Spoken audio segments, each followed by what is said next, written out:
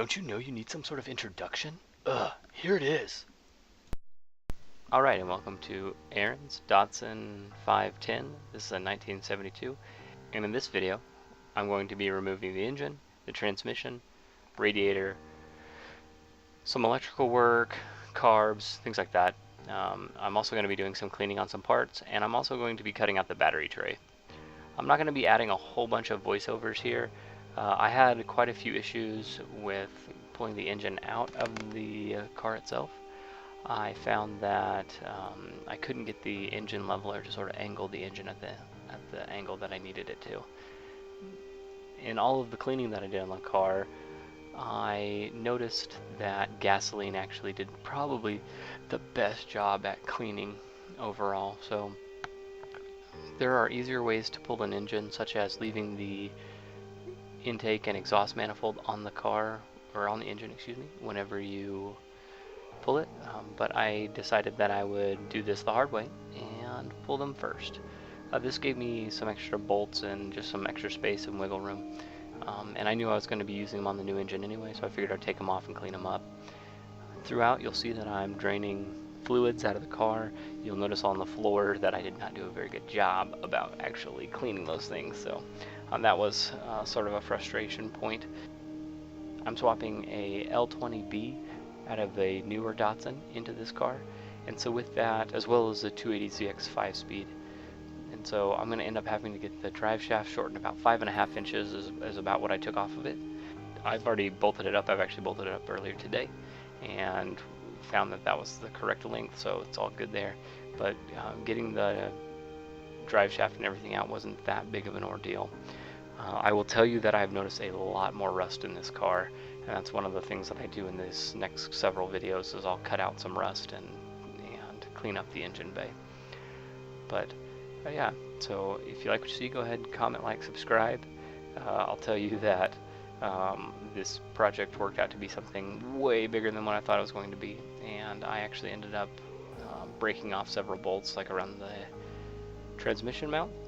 I also learned quite a bit about the car and little idiosyncrasies that it has with it between the L16 and the L20B.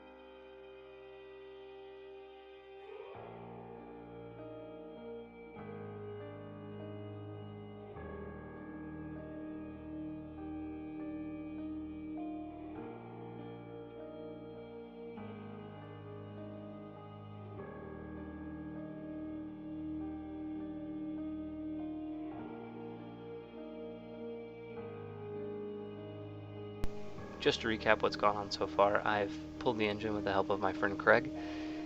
Once I did that, I took out the AC components. I'm going to keep the AC components, and I still would like to keep the air conditioner, but in the future I'll have to repurchase parts or clean up parts quite a bit, or find new replacement parts for almost all the air conditioner. That's mainly because the old parts had sprung leaks, and there was actually holes in the tubing associated with them.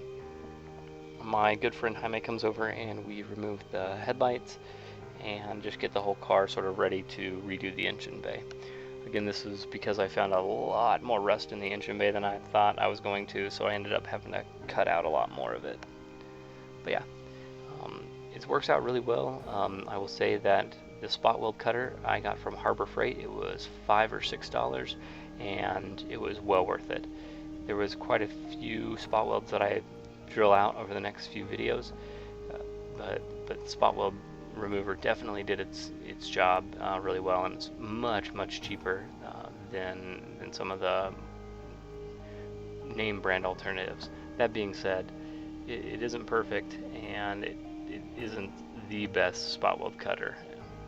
See, I'm going to go ahead and also remove the battery tray. I'm going to move the battery to the rear of the car, so that should be pretty cool.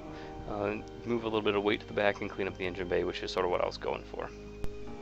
Fun fact, you'll see me scraping the front cross member, and I actually removed a 1/4 pound of just road grime and oil off of the engine, or excuse me, off of the cross member. As you see now, I've moved to start cleaning parts. I'm going to go ahead and not really add any more commentary here. Just understand that gasoline is what I found worked the very best for this. So we'll hope that everything works whenever I put it all back together. But if you got any questions, go ahead and comment below, and I will gladly answer them as they come in. Thank you. If you like what you see, comment, like, subscribe.